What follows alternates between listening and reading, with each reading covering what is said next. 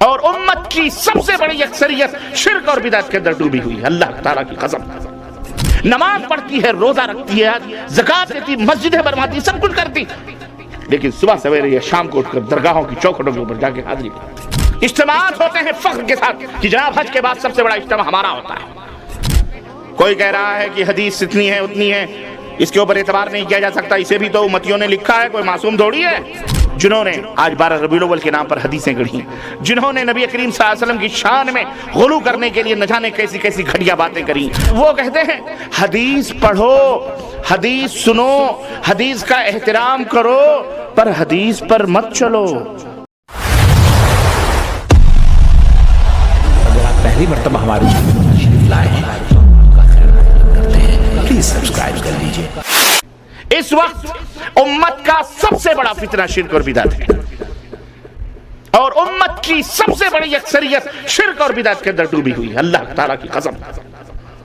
سب سے بڑی اکثریت شرک و بدعت میں ڈوبی ہوئی ہے، نماز پڑھتی ہے، روزہ رکھتی ہے، زکوٰۃ دیتی، مسجدیں بنواتی، سب کچھ کرتی، لیکن صبح سویرے یا شام کو اٹھ کر درگاہوں کی چوکھٹوں کے اوپر جا کے حاضری کرتی۔ دیتی ہے کہ نہیں دیتی؟ سب سے بڑی اکثریت، اس کے خلاف کوئی نہیں آواز اٹھا رہا ہے۔ ہزاروں تنظیمیں ہمارے ملکوں کے اندر موجود ہیں، ہزاروں تنظیمیں ہمارے ملکوں کے اندر موجود ہیں، اور دعوت و تبلیغ کے نام پر پوری مشنری چل رہی ہے۔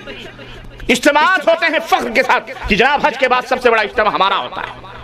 فلانا کوئی کچھ دعویٰ کر رہا ہے کہ دنیا میں سب سے زیادہ لٹریچر ہماری تنظیم نے تیار کیے ہوئے ہیں، جو بوریوں میں بوریاں بھر کے لوگوں میں تقسیم ہوتی ہے۔ سب سے بڑا مشنری، سب سے بڑی ہماری چل رہی ہے، لیکن اگر ان تمام کتابوں کا مطالعہ کیا جائے تو نہ توحید ہے نہ سنت ہے۔ یہ فتنے، ان سے گھبرانے کی ضرورت نہیں، ان سے مقابلہ کرنے کی ضرورت ہے۔ اور میں اپنے علماء سے کہوں گا، اور آپ سب سے بھی، کہ اگر آپ اہل حق ہیں، اہل توحید ہیں، اور واقعی سچے طور پر اہل حدیث ہیں، حدیث و سنت کے ماننے والے ہیں، تو آپ کو کسی سے ڈرنا نہیں ہے۔ یہی ایک جماعت ہے جو پوری دنیا میں ڈنگے کی چوب پر توحید و سنت کا نعرہ بلند کرتی ہے، ورنہ دنیا میں کوئی جماعت موجود نہیں۔ جاؤ مطالعہ کرتے ہیں، کہیں توحید کا تذکرہ نہیں ہوتا، ہوگا تو وحدت الوجود کا، وحدت الشہود کا، تو فلانے بزرگوں کی قیامت، فلانے بزرگ، دعوے بہت، سب لا الہ الا اللہ پڑھتے ہیں، غلام احمد قادیانی بھی لا الہ الا اللہ سب پڑھتے ہیں، لیکن حق کیا ہے، صحیح کیا ہے، غلط کیا ہے؟ وہ ہے اہل الحدیث، جنہیں حدیث کی حفاظت کرنے، یہ پورا دین حدیث ہے۔ اس لیے میرے عزیزو، اس کو سمجھنے کی ضرورت ہے۔ اور دشمنوں کی یہ چالیں ہر دور میں رہی ہیں کہ کسی بھی طرح سے قرآن کو ختم کر دو، کسی بھی طرح سے احادیث سے رشتوں کو کاٹ دو امت کے، یا اس کے اندر شکوک و شبہات پیدا کر دو۔ پہلے شکوک و شبہات پیدا کیے جاتے ہیں، کوئی کہہ رہا ہے کہ حدیث اتنی ہے اتنی ہے، اس کے اوپر اعتبار نہیں کیا جا سکتا، اسے بھی تو امتیوں نے لکھا ہے، کوئی معصوم تھوڑی ہے۔ چلو یہ بھی ایک شک کا دروازہ ہے جناب عالی، وہ معصوم نہیں ہے تو خلاص۔ کسی نے حدیثیں گڑ گڑ کر کے اپنے اپنے اماموں کو بلند کیا، کسی نے اماموں کو گھٹایا، کسی نے، سب نے چور دروازے کھول کے بیٹھے۔ غلام احمد قادیانی نبی، اس نے ایسے نہیں نبوت کا دعویٰ کیا ہے، ایسے نہیں کیا ہے اس نے۔ آپ اس کی تاریخ پڑھیں، آپ یہ جو صوفیاء کرام ہیں، کرام کہنا ہم تو کہتے ہیں جرم ہے، یہ صوفیاء جو ہیں، انہوں نے جو گند مچائی ہے اپنی اپنی کتابوں کے اندر، اور جو انہوں نے ناٹک کھیلے ہیں، اگر آپ ان کا مطالعہ کریں اللہ کی قسم، تو آپ بتائیں ذلی بروزی نبوت کا وجود اور باقاعدہ یہ تمام سب انہوں نے تسلیم کیا ہے کہ یہ فلانے صفات کے نبی تھے، یہ فلانے تھے، یہ فلانے تھے، یہ فلانے تھے، یہ فلانے تھے، اس طرح سے انہوں نے تسلیم کر کے ایک دوسرے کو یہ اسے پھیلایا۔ وہ تو اس نے کیا کیا کہ اس کی مثال یوں ہو گئی کہ جیسے کسی نے کہا کہ اس پہاڑ پر چڑھنا بہت ہی مشکل کام ہے، اور کسی نے کہا اس پہاڑ پر چڑھنا مشکل تو ہے لیکن چڑھا جا سکتا ہے، بس اس نے چھلانگ لگا دی، اس نے چھلانگ لگا دی۔ تو مجرم چھلانگ لگانے والا ہی نہیں ہوا، مجرم وہ بھی ہوا جس نے کیا کہا کہ چڑھنا مشکل تو ہے لیکن چڑھ سکتا ہے۔ نبی نہیں رہے لیکن نبوتی صفات قیامت تک رہیں گے، موجود رہیں گے، اور وہ تمام سب مختلف شکلوں اور صورتوں میں ظاہر ہوتی رہیں گی۔ اس نے کہا پھر خلاص، ہم ذلی بروزی نبی ہیں، ہم کہاں کہتے ہیں ہم محمد رسول اللہ ہیں، ہم تو ذلی نبی ہیں، بروزی نبی ہیں۔ جیسے صوفیاء نے اعلان کیا ہمارے فلانے ذلی ہیں، وہ فلانے بروزی ہیں، ایسے ہم بھی ذلی بروزی نبی ہیں۔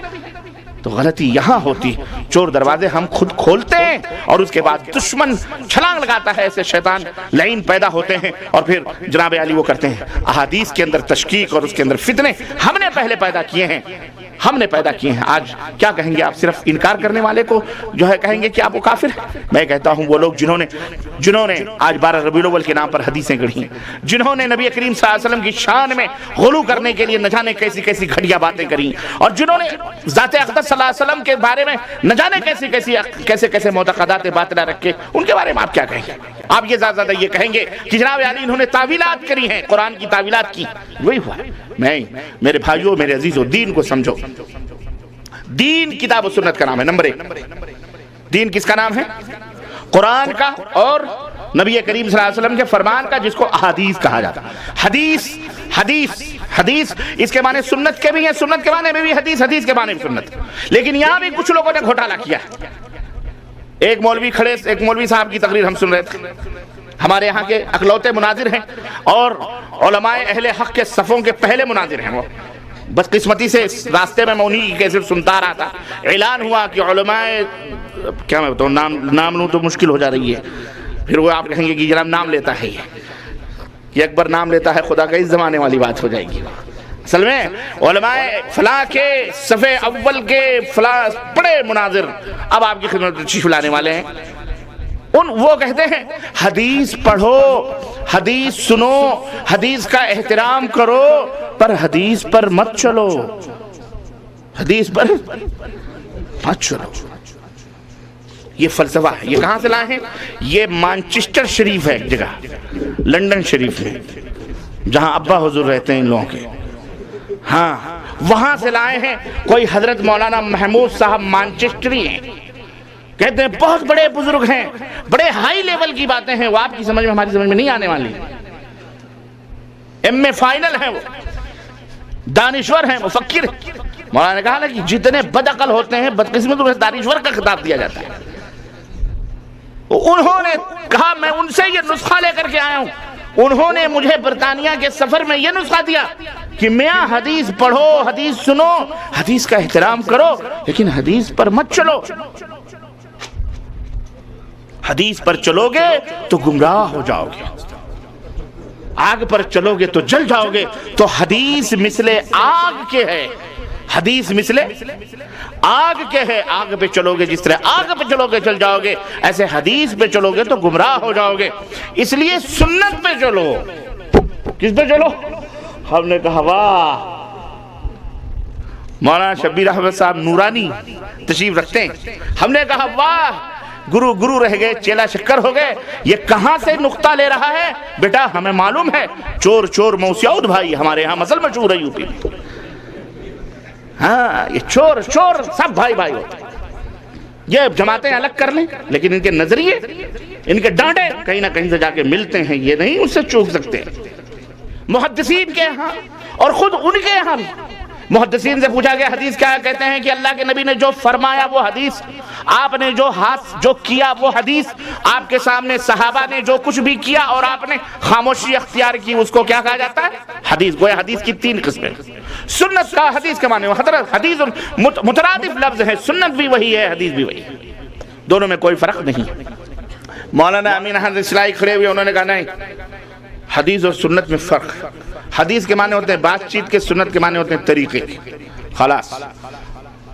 اب سنت کس کو کہتے ہیں؟ سنت کہتے ہیں جن پر اللہ کے نبی صلی اللہ علیہ وسلم نے زندگی بھر عمل کیا ہو، استمرار ہو۔ اللہ کے رسول صلی اللہ علیہ وسلم نے جن اعمال کو زندگی بھر کیا ہو، اس کو کیا کہا جاتا ہے؟ سنت۔ اور یہی کیا ہے؟ یہی دین ہے، اور اسی کے اوپر ہم کو عمل کرنے کا حکم دیا گیا۔